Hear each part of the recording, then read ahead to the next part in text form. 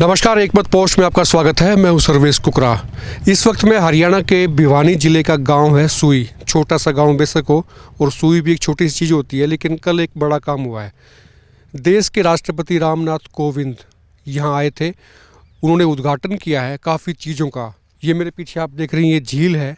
आप कल्पना नहीं कर सकते कि किसी गांव में कोई झील भी हो सकती है। चंडीगढ़ जैसे शहरों में आपने सुनी थी झील होती हैं, उदयपुर भी आपने सुना होगा, झीलों की नगरी जिसको कहा जाता है राजस्थान में, लेकिन सुई जैसे छोटे से गांव में झील, ये अपने आप में बड़ी बात है। और झील ही नहीं, इस गांव में ऑडिटोरियम भी है, फर्स्ट क्लास ऑडिटोरियम। ये सुई गांव का ऑडिटोरियम है। इसमें जो कैपेसिटी रहेगी वो करीब 400 लोग यहाँ पर बैठकर कोई कार्यक्रम देख सकते हैं। सामने मैं दिखाऊंगा आपको, ये इनका मंच है। यहाँ पे कोई भी आयोजन अगर होता है, ये सीटिंग की व्यवस्था रहेगी। इस पर बाकायदा इंक्लाइंड आप देख सकते हैं, ऊंचाइयों पे सीढ़ियाँ जाती हैं, तो किसी को कोई देखने में दिक्कत ना हो, इसको इस तरह से बनाया गया है। और ये सामने आप एक बार ये भी दिखा दें, ये मंच है, अच्छा सारा बड़ा मंच है। इसके दोनों तरफ एग्जिट के दरवाजे भी हैं, मेकअप रूम भी हैं। और अकाउस्टिक और ज़रूर दिखाएंगे, जो अकाउस्टिक दिखाएंगे आप, ये साउंड प्रूफिंग का ख्याल रखा गया है। दीवारों पे आप देख सकते हैं कि साउंड एब्जॉर्बर है। यहाँ पे सीलिंग ऐसी लगाई गई है, कपड़ा ऐसा लगाया गया है जो साउंड को एब्जॉर्ब करते हैं, ताकि जब भी कोई यहाँ कोई कार्यक्रम होगा तो आवाज़ यहाँ गूंजेगी नहीं, आपको साफ आवाज़ सुनाई देगी। इसलिए अकाउस्टिक का पूरा ख्याल रखा गया है। बाकायदा प्रॉपर लाइटिंग है और तमाम सुविधाओं से सुसज्जित आप ये कह सकते हैं ऑडिटोरियम। गाँव में शायद कोई ऑडिटोरियम ऐसा नहीं होगा जो सुई में ये बन के तैयार हो चुका है। राष्ट्रपति, जैसे मैंने बताया कि महामहिम राष्ट्रपति रामनाथ कोविंद यहाँ पर आए थे कल, एक दिन पहले ही वो उद्घाटन करके गए हैं। लोगों से बातचीत भी करेंगे, पूछेंगे। सरकार ने नहीं बनाई, सबसे बड़ी बात, सरकार ने नहीं बनाई, एक व्यक्ति विशेष ने बनाई, एक परिवार ने बनाई है। वो किसी की प्रेरणा से बनाई हो, लेकिन उस परिवार ने बनाई है। और आज का मकसद ये भी है कि हरियाणा में ऐसे 2 गाँव हैं। एक ये भिवानी ज़िले का सुई गांव है, जहां पे राष्ट्रपति महामहिम रामनाथ कोविंद यहां पर कल आए थे।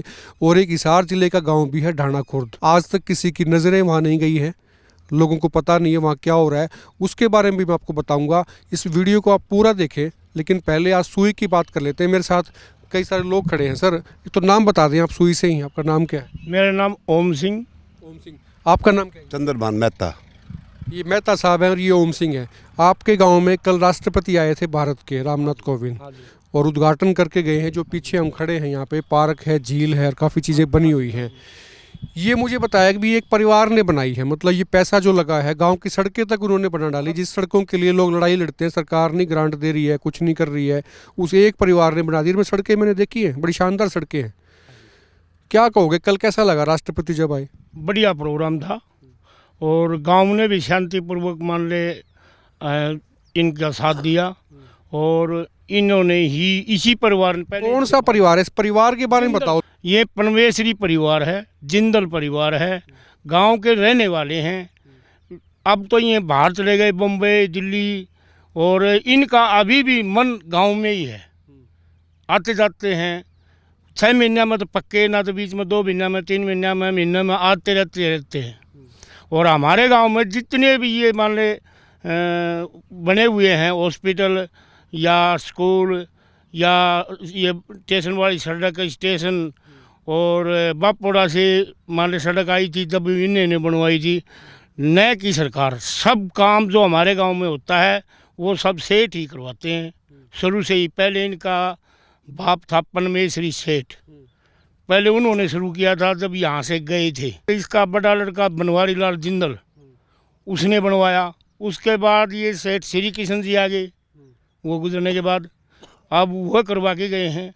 हमारी जो भी संस्था बनी हुई है, सभी मान ले धर्मशाला तक सेठों की है। कितना पैसा लगा होगा जो लोग चर्चा करते हैं, एग्जैक्ट फिगर तो कई बार नहीं आ पाती, सेठ भी नहीं बताते। पैसा लगा दिया करते हैं लोग, समाज सेवी जो होते हैं, लेकिन पैसे का जिक्र नहीं करते कितना पैसा, लेकिन पैसा तो बहुत लगता है। अंदाजा 25 करोड़, लगभग 25 करोड़ रुपये लगाया है जी। और बाकी अभी और भी कर रहा है, और भी कर रहा है, और भी कर रहा है। बस जितना मन चाहे, जो गांव बनवाएगा वही बनाऊंगा। मतलब हमारे गांव के प्रति सरकार की कोई जरूरत नहीं है, हम खुद खर्चा करेंगे। हमारा गांव है, जन्मभूमि से हमारा लगाव है। मिला के जो लोग जो है ना, ये सोचते हैं कि सरकार पैसा देगी, सरकार ग्रांट देगी तो काम होंगे, ग्रांट नहीं मिल रही है तो नारेबाजी, धरने, प्रदर्शन, कुछ नहीं। एक आदमी भी चाहे तो ऐसी डेवलपमेंट कर सकता है। मतलब ये एक मिसाल है कि कोई आदमी चाहे तो एक सेठ, अगर वो सेठ बन गए हैं, सेठ जैसे कहते हैं भी आपके गांव में सेठ हैं वो, तो वो चाहे तो वो करवा सकते हैं अपने अपने गांव में। बिल्कुल बिल्कुल करवाएंगे, आगे भी करवाएंगे सर, आगे बहुत कुछ करवाएंगे। अभी उनका मन बहुत अच्छा है उनका, भी हम आगे कुछ न गांव में इतना अच्छा भेजो, हिंदुस्तान में भाई माने इसको, हिंदुस्तान में नाम हो। अच्छा, आपके गांव में थोड़ा जानना चाहूँगा कितने वोट होंगे, कितनी आबादी होगी? हमारे गांव में 4200 वोट हैं सर जी, 1200 घर हैं। अर्थात इससे पहले मेरे ख्याल लोग थोड़ा कम जानते थे, हालांकि कल भी प्रचार ज़्यादा नहीं हुआ, लेकिन जब ये लोग देखेंगे, अब हम दिखाएंगे तो उसके बाद लोग जानेंगे भी आपका सुई छोटी सी होती है सुई जिसके बारे में कहा जाता है, लेकिन गांव भी छोटा ही है पर काम बहुत बड़े हैं। काम बहुत बड़े हैं जी, रिजल्टी में काम बहुत बड़े करे सेठ ने, बहुत कमाल कर दिया। हमारा तो इस गांव का, हमारा तो सौभाग्य है जी, हम तो अब सब स्वर्ग में रहने लग गए। अब हमारे बच्चे औरतें शाम को यहाँ घूमती हैं आराम से निश्चिंत होकर। कितने दिन लगे इसको पूरे सिस्टम को बनने में? 14 अगस्त को सन 14 में प्रधानमंत्री ने भाषण दिया था भाई आदर्श गांव बनाने के लिए, एमपी की लगाई थी। तो सेठ ने उस टाइम टीवी देख रहा 14 अगस्त को, 16 अगस्त को उसने गांव में फ़ोन कर दिया था भाई मैं आ रहा हूँ गांव में, इसको मैं आदर्श गांव बनाऊँ। लोग कई बार कह देते हैं कि तभी आदमी खाली हाथ आया था खाली हाथ जाएगा, कह बहुत देते हैं और दूसरों को भी प्रेरणा देते हैं, ज्ञान बांटते हैं कि भाई खाली हाथ आता है आदमी, खाली हाथ जाता है। लेकिन जो पैसा वो कमाता है उसका सदुपयोग मैं कहूँगा वो किसी किसी को करना आता है। ये सेठ ने, जो भी सेठ है, मैं मिला नहीं हूँ, लेकिन ये सदुपयोग तो किया है। असली सदुपयोग ये है जो यादगार जो रहती है। हाँ, असली ये है जी, असली सदुपयोग ये है। भाई जिस आदमी को कोई मतलब नहीं है, कई बार तो लोग ये होता है कि भाई कोई, जैसे मैंने पूछा इनसे कि चुनाव लड़ा था क्या, कहते नहीं वो बाहर रहते हैं लेकिन गांव से प्रेम है, इस मिट्टी से प्रेम है, पैसा लगा दिया और वो भी करोड़ों में लगा दिया। हाँ जी लगा दिया। यहाँ 5वीं क्लास तक इसी गांव में पढ़े हैं, स्कूल में पढ़े हैं, अपनी जन्मभूमि को मानते हैं बिल्कुल। इसकी देख रेख फिर कौन करेगा? तो बहुत बड़ा प्रोजेक्ट है। सेठ के आदमी रहते हैं जी, सेठ का एक ठेकेदार है, बाकी लेबर का सारा सेठ देता है, और सफाई है वो गांव करवाता है। गांव अपना पैसा इकट्ठा करके घर, हर एक घर से पैसा इकट्ठा करता है गांव, और सफाई काम करवाता है। अच्छा, एक बात तो है, पैसा सेठ ने लगा दिया, काम भी हो गए, सब कुछ होगी, तो सरपंच वगैरह होते हैं या कोई भी बनेगा या बने होंगे जो भी है, तो उनकी चौधर थोड़ी कम नहीं जाती? भाई पैसा तो कोई और ही लगा के, वाह भाई तो वो लूट गए सारी चीज़ में, चौधर की लड़ाई कोई कुछ। सरपंच का कोई वो है नहीं, गांव के जो मेन मुख्य आदमी है ना, वो कमेटी बना रखी है सेठ ने, वो कमेटी सारी देखभाल करती है, मतलब यहाँ आती भी है, देखते भी है, लेबर से काम भी करवाते हैं, गांव में सफाई भी करवाते हैं, स्कूल को भी चेकअप करते हैं। कमेटी बना रखी है सेठ ने एक।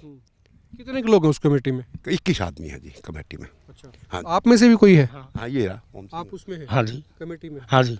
तो कमेटी कोई मीटिंग होती है, कोई फैसले लेते मीटिंग होती है कभी महीना में, कभी 2 महीना में। कोई काम नया शुरू करना हो सेठ के नाम का, तभी हमारे को चौकीदार जाके बुलाया हुआ है, हम इकट्ठे होते हैं। तो इस झील में गांव के लोग आते हैं, आसपास के लोग भी आ जाते हैं? क्या वहाँ जी खूब आवे, यहाँ से कोई दूर का भी हो, तुसाम का, हिसार का, यहाँ से गुजरेगा ना तब उसका मन करेगा ना वो उतर के घंटा। तो जो लोग जो नई नई पिकनिक स्पॉट की तलाश करते हैं, वो मैं बता दूं कि ये रोड इस यहाँ पे आ सकते हैं। उसूई में आपको एकांत भी है, शानदार वातावरण है, झील है, पार्क है, सब चीज़ें हैं। और ये जो गांव है ये बलियाली से 3-4 किलोमीटर ही दूर पड़ता होगा। 5 किलोमीटर। भवानी खेड़ा से बलियाली से 5 किलोमीटर पे सुई गांव है। लोहारी के भी आते हैं, भपोड़ा के भी आते हैं, बीरण के आते हैं, प्रेमनगर के आते हैं, दांग और सागबंद कर।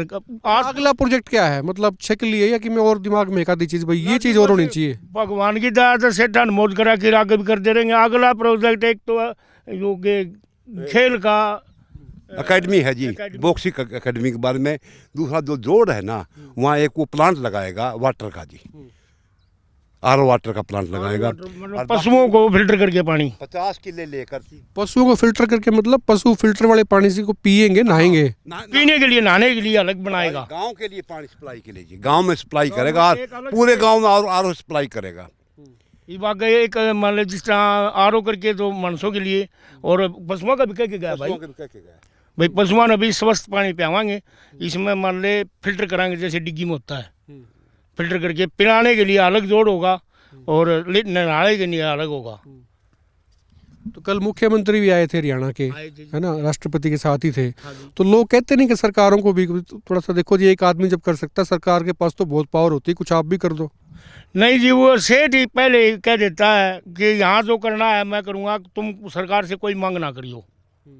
जब भी कोई आता है, जैसे मुख्यमंत्री जी पहले आए थे उद्घाटन करके, तभी यही कही थी कि भाई आप है ना इनसे कुछ मांग ना करियो, जो करें गांव में होगा मैं करूँगा। पहले मेरा बाप ने किया है, फिर मेरे भाई ने किया है, अब जो होगा मैं करूँगा। आगे वाली पीढ़ी आगे देखी जाएगी क्या होगा। कुल मिला के जो बॉम्बे, दिल्ली, कलकत्ता जो महानगर है, वहाँ जो सेठ लोग हैं, सेठ बोले तो बहुत बड़े बड़े व्यापारी हैं, इंडस्ट्रियलिस्ट हैं, उद्योगपति हैं, उनका निकास किसी न किसी गांव से होता है। और प्रेरणा वाली बात यही है जो कभी प्राइम मिनिस्टर ने भी कही थी, जिससे इन्होंने कहा कि उन्होंने जिंदल साहब ने प्रेरणा ली, तो वो ले सकते हैं अपने अपने गाँव की तरफ, वो देख सकते हैं मुड़ के कि उनके गाँव की स्थिति क्या है। तो वो चाहें तो यहाँ से प्रेरणा ले लें, विकास करा दें। और जो वो मैं जो बात बता रहा था कि लोग कहते हैं कि भी कोई लेके नहीं आया पैसा, कोई लेके नहीं जाएगा, तो ये सच्चाई है। और कड़वी सच्चाई ये भी है कि वो पैसा अगर सही यूटिलाइज हो गया तो नाम जरूर जिंदा रह जाएगा। हाँ। उस आदमी का नाम जिंदा रहता है। बिल्कुल जिंदा रहता है। चलो, वो सेठ भी शायद इस वीडियो को देख रहे होंगे और उन्हें अच्छा लगेगा जब लोग पीछे से तारीफ करते हैं। और आगे भी हम उम्मीद रखते हैं कि सेठ और बढ़िया स्कीम लिया होगा कोई। हमारे मान लिया अगले होने वाले बच्चे हैं या अगली पीढ़ियां हैं, वे और सुधार मांगेंगी। अच्छा, एक बात और है, फिर इससे एक फ़र्क और पड़ेगा आपके गांव में। रिश्तों में भी आपका सुधार हो सकता है। मतलब रिश्ते जो करने कई बार आते हैं गांव में, सोचते हैं यार उस गांव में क्या करना है, तो जो लेकिन जो रिश्ते वाला कोई इस गांव में आएगा और देखेगा यार यहाँ बच्चा पढ़ा है, उसका हुआ है, सब कुछ विकास हुआ है, तो उससे फ़र्क पड़ेगा कोई। खूब पढ़ रहा है जी, पहले पढ़ रहा है बच्चा, बाद में लगता है यूँ दिखता है बच्चा ये काबिल है, उसके है ना रिश्तेदार वगैरह वगैरह चक्कर काटने लग जाते हैं। रिश्ते की कोई दिक्कत नहीं है यहाँ। कोई भी रिश्तेदार जो पहले जुड़ा हुआ है वो अपने आप ही मान ली यहाँ आके रिश्ते की जोड़ने की बात करता है। और रिश्ते वाली तो अलग बात है। वैसे हमारी तो वैसे ही मान ले सेठ ने है ना जड़ चोम पूछा दी। जड़ चोम पूछा दी, इसका मतलब बताना आप जो लोग देख रहे हैं क्या होता है।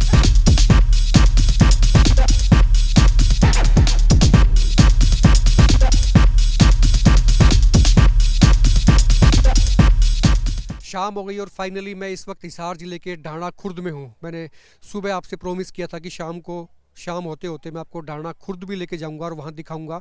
और रोशनी में आने का एक औचित्य भी था, इसका एक मायना था, मतलब था वो ये था कि आपको पता लगे कि गांव कितना रोशन है।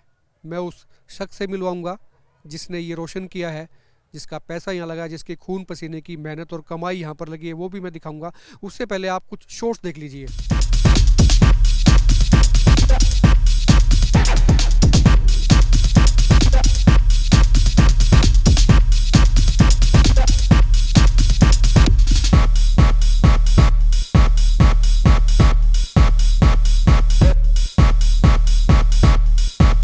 मेरे साथ नरेश यादव इस वक्त हैं और 18 से 20 करोड़ रुपया यहाँ पर लगा है, खर्च हुआ है इस पूरे काम पे, पूरे प्रोजेक्ट पे। हालांकि ये कुछ नहीं कहेंगे, मैं इनसे पूछूंगा नहीं, लेकिन मैं जो आपको बता रहा हूँ उसको आप तय मान लीजिए।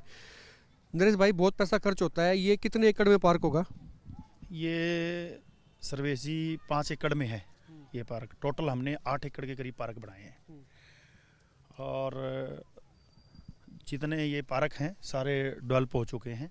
फाइनली लोग यहाँ सैर करने आते हैं और अपनी सेहत का पूरा ख्याल। अच्छा, इससे पहले मैं आगे बातचीत करूँ, मैं बता दूं कि नौरंग राय यादव हुए हैं, वो इस गांव के सरपंच भी रहे हैं। पिताजी वो काम नहीं कर पाए थे, मलाल नहीं होगा इस बात का, लेकिन मैं कह रहा हूँ कि बेटे ने वो चीज़ कर दिखाई।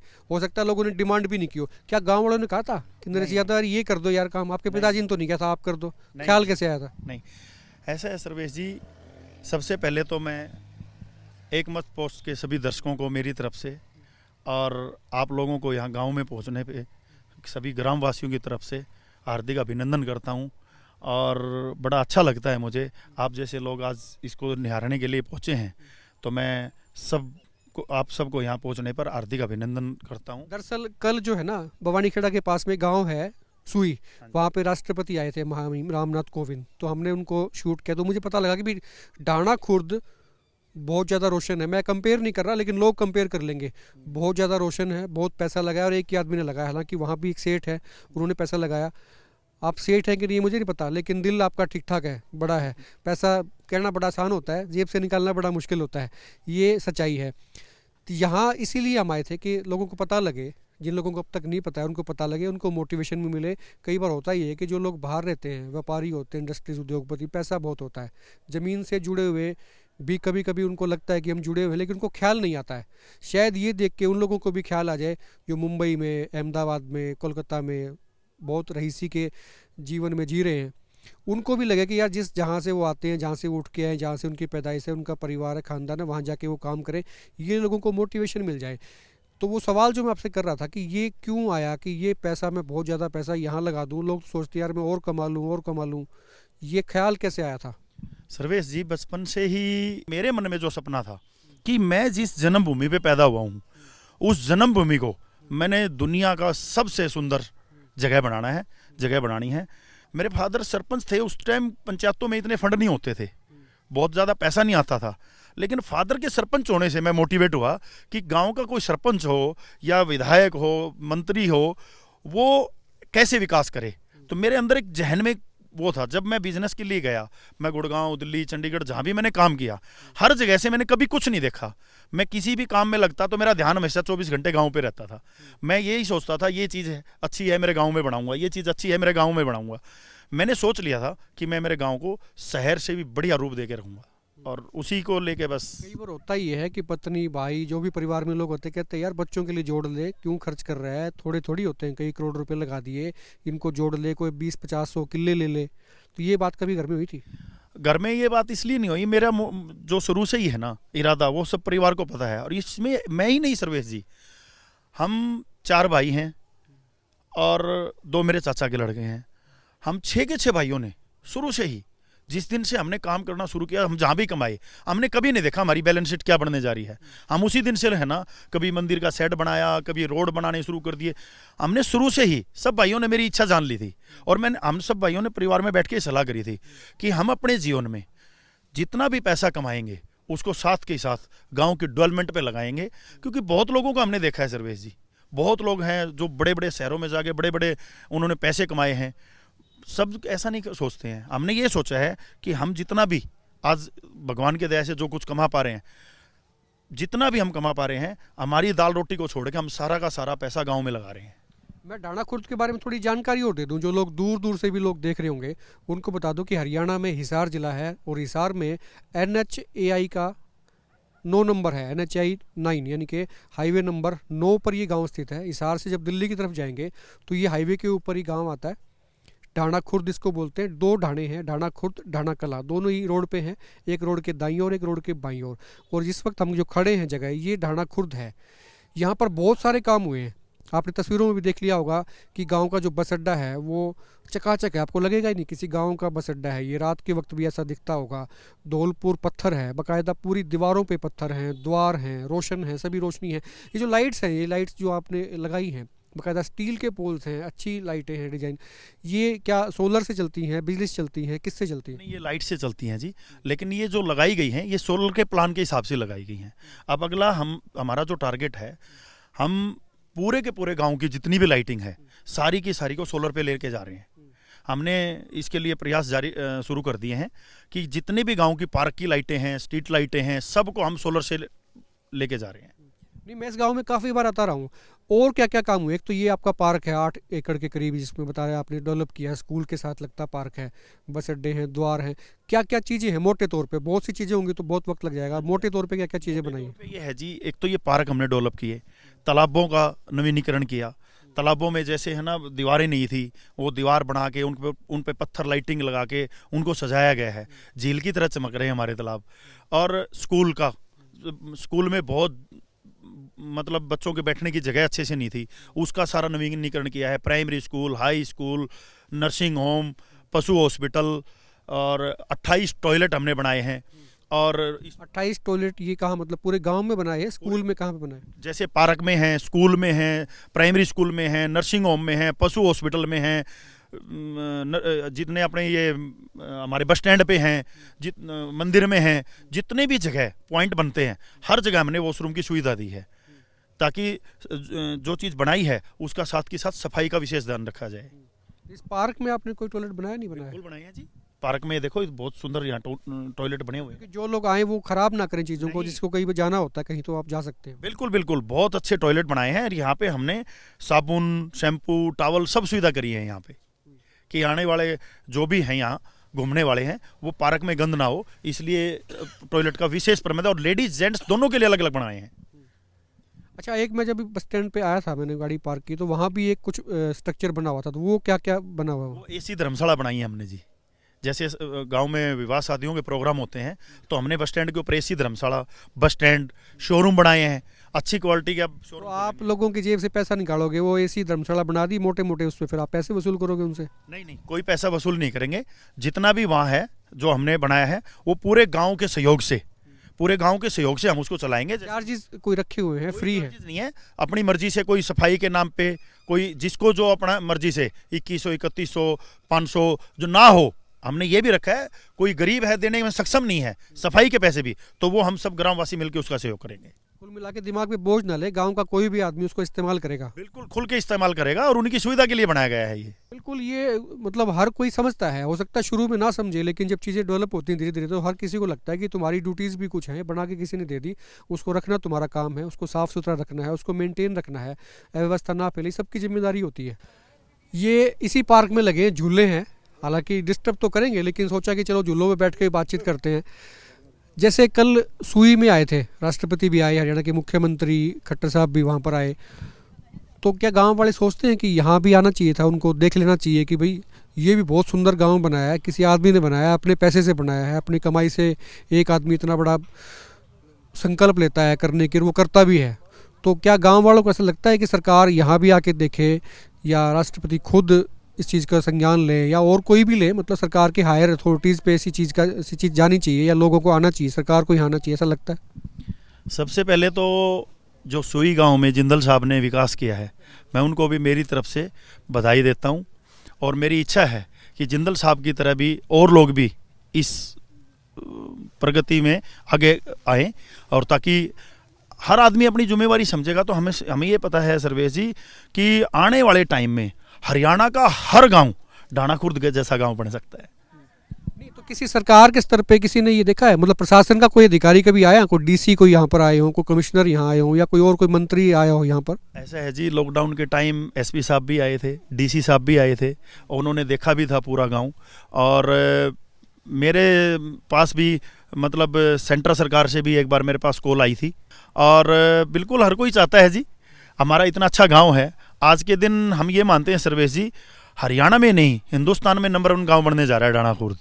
तो धीरे धीरे आप जैसे लोग हैं मीडिया के माध्यम से, वैसे तो एकांत में बसते हैं हम मीडिया के माध्यम से। उम्मीद मुझे ये भी है कि ये जो वीडियो जब जिस वक्त ऑन एयर होगा, जब चलेगा, तो मुझे उम्मीद है कि सरकार के लोग यहाँ जरूर देखेंगे, उनका फोकस यहाँ रहना ही चाहिए, अगर वाकई उनकी नेक नीति है, वो सोचते हैं कि लोग आएँ। क्योंकि मुझे ये बताया गया था कि प्राइम मिनिस्टर मोदी की जब स्पीच हुई थी 2014 में, तो वो जो सुई गांव का जो इशू था, उन्होंने वो देखी थी, जिंदल साहब ने कहीं सुना था उनको, उन्होंने मोटिवेट किया था कि भाई अपने अपने गांव के आप रुख करें, देखें, तो उससे उन्होंने मोटिवेशन लेके वो गांव किया। अब ये चीज़ आपको दिख रही है, तो सरकार को भी चाहिए कि उनके लोग आएँ, आपसे टेलीफोनिकली बात करें या आके बात करें। हालांकि माहौल कई बार ये होता है कि आजकल मंत्री थोड़े कम जा रहे हैं गांव में, लेकिन सरकार चाहे तो संज्ञान जरूर ले सकती है, उनको लेना ही चाहिए। इनकी मेंटेन कौन करता है, कोई रखा हुआ है कोई आपने? क्योंकि ये जब चलेंगे वीर एंड टीयर भी होता है। बिल्कुल, इनके मेंटेनेंस जिससे हमने लगवाया है उनको मेंटेनेंस भी उन्हीं को दे रखा है हमने, वो टाइम टू टाइम संभालते रहते हैं इसको।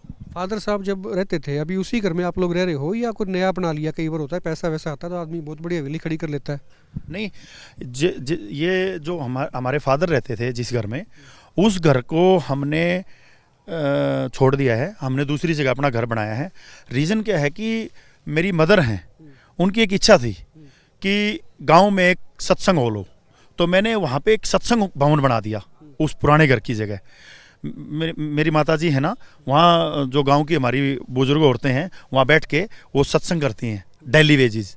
और उसी के साथ में जहाँ फ्रंट में जो हमारे फादर के टाइम के या बाहर से वैसे भी कोई आते हैं, मेरे फादर भी सरपंच रहे हैं तो आसपास के बहुत लोग उनको जानते हैं, और वैसे भी बाहर से कोई आ जाता है रात बिरात गाँव में, तो उसमें हमने 3 बेडरूम का गेस्ट हाउस बनाया है कि बाहर से कोई भी अतिथि आए वो उसको किसी भी प्रकार की कोई हमारे गांव में दिक्कत ना हो। तो हमने 3 बेडरूम का गेस्ट हाउस और एक सत्संग हॉल, जो हमारे 500 स्क्वायर यार्ड का मकान था, ये उसमें हमने सारा सत्संग भवन बना दिया है, और हमने अपना मकान दूसरी जगह नया बना लिया है। मैं ये चाहता हूँ कि डाणाखुर्द की इंटरनेशनल लेवल पे पहचान हो, तो यहाँ हम स्पोर्ट्स अकेडमी, उसके अंदर बच्चों के रहने के सारे अपने रूम वगैरह, बच्चों का हॉस्टल वगैरह सब उसके अंदर बनाना चाहते हैं। इंटरनेशनल लेवल की स्पोर्ट्स अकेडमी बनाने का मेरा सपना है। इतना बड़ा गांव है, इतनी बड़ी डेवलपमेंट होगी। अभी मैं देख रहा था आज दिन में, वो रेलवे लाइन जा रही है रोहतक को सीधी कनेक्ट होगी वाया महम होके, उसका स्टेशन नहीं बना डाणा में। उन लोगों को थोड़ा मलाल सा लगा। मुझे 2-4 लोगों से मेरी बात हुई थी, कहते जी गढ़ी में बना दिया। ढाणा बहुत बड़ा गांव था और बड़ी अच्छी डेवलपमेंट है, इससे कई गांव और भी कनेक्ट होते हैं। ऐसा है सर्वेश जी, जब ढाणा को हम पूरे सिटी के लेवल पर इंटरनेशनल एकेडमी, स्विमिंग पूल वगैरह की सारी सुविधा हम करने जा रहे हैं। जितनी ये सब सुविधा होंगी फिर सरकार के सामने रखेंगे और स्टेशन भी बनवाएंगे ऑब्वियसली। ये होनी चाहिए, सरकार अपने आप मजबूर हो जाए, मतलब काम ऐसा करो और सोच ऐसी रखो कि सरकार मजबूर हो जाए। जो चीज़ आप नहीं मांगते वो भी सरकार आके दे दे आपको, कहते ठीक है जी आपने नहीं मांगा हम दे रहे हैं, आपको ज़रूरत है, उस गांव को ज़रूरत है, वो होनी चाहिए। मेरे साथ नरेश यादव की माता जी इस वक्त हैं। माता जी नमस्कार, और आपका नाम एक बार बता दो लोगों को। मेरा नाम जी सावित्री। सावित्री नाम है आपका। ये मुझे बता रहे थे नरेश कि भाई पिताजी रहते थे, आपका मकान था पहले ये, है ना, तो उसके बाद आपने ये सत्संग भवन बना लिया और आप सत्संग करते हो, महिलाएं आ जाती हैं गाँव की। हाँ, खूब गाँव की महिला आती हैं, और लेकिन यहाँ पर आके बहुत ज़्यादा शांति मिलती है सभी को। और यहाँ पर हम बाबा का भोग भी लगाते हैं, बहुत अच्छे से शांत मिलती है यहाँ पर। बहुत 15-20 लोग आई आती हैं।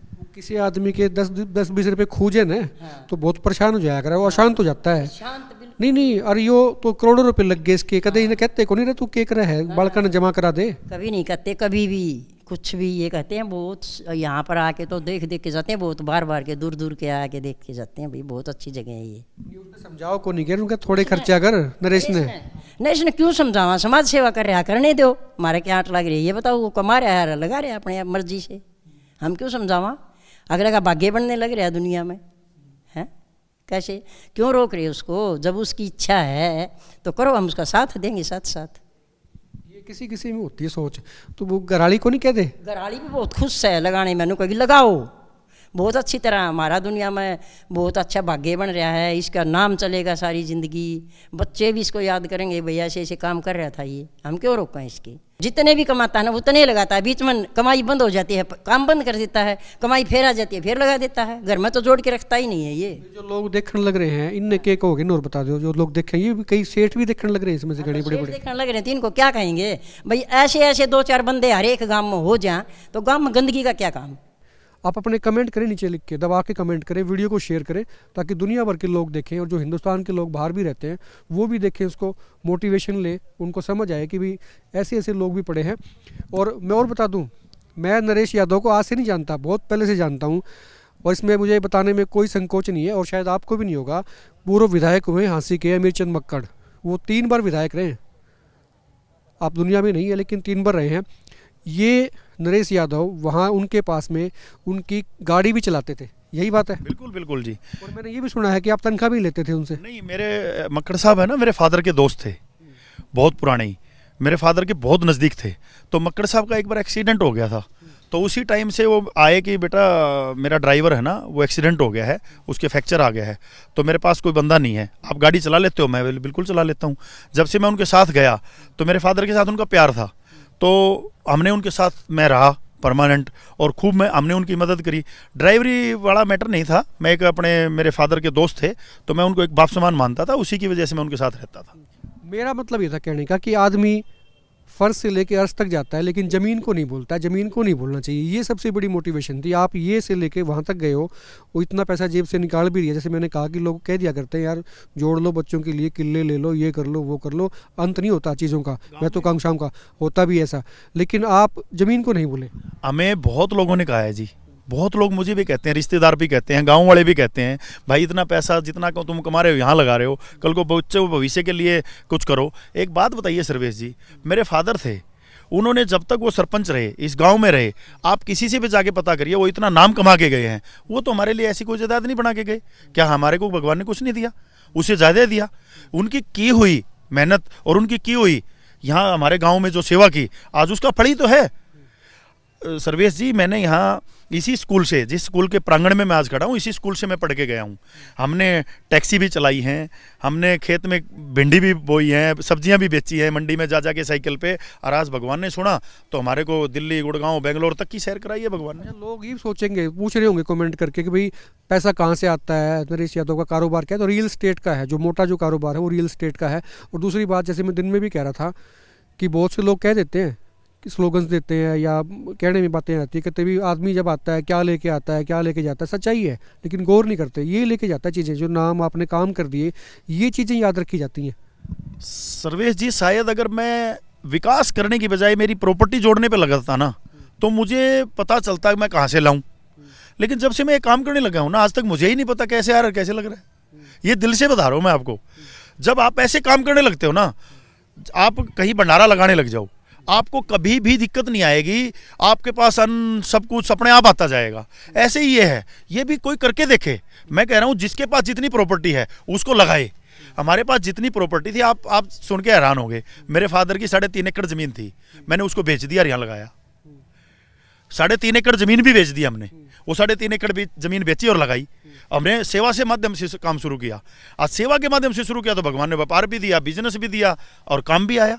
जितना व्यापार बिजनेस करते गए, हमने कभी ये सोचा ही नहीं दिमाग में कि हमने बैलेंस क्या बढ़ाना है। हम जितना कमाते गए और साथ के साथ यहाँ लगाते रहते हैं। कुल मिला के करते चलो, सोचने की जरूरत नहीं। सोचना जो है काम भगवान का, उसके खाते में सारा लिखा जाता है, प्लस माइनस वही यहीं आ जाता है सामने। आप देखते रहे एक मत पोस्ट। नमस्कार।